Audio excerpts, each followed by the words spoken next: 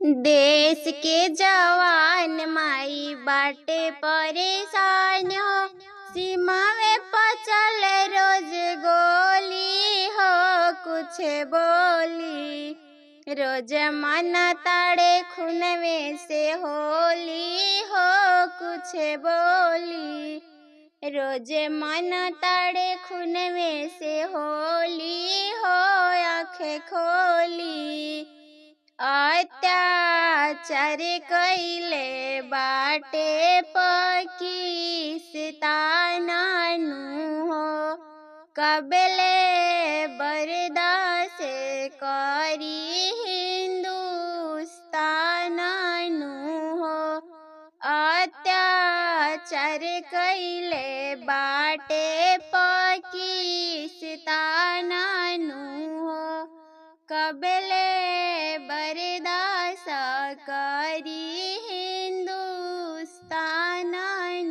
हो। देई देले ऑर्डर मोदी जाए खाती बॉर्डर, मन करे आज गाड़ी धाली हो, कुछ बोली रोज मन ताड़े खूनवे से होली हो, आँखें खोली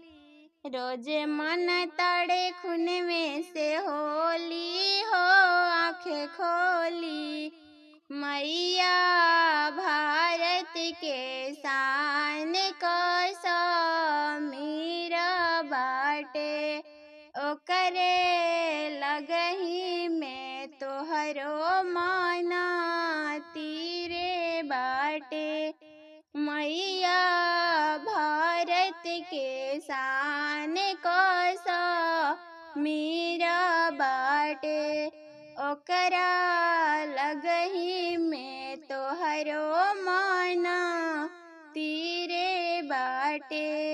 मारो परदेसी काजल आइले दुआरी, पूछा तड़े देश कैसे चली हो, कुछ बोली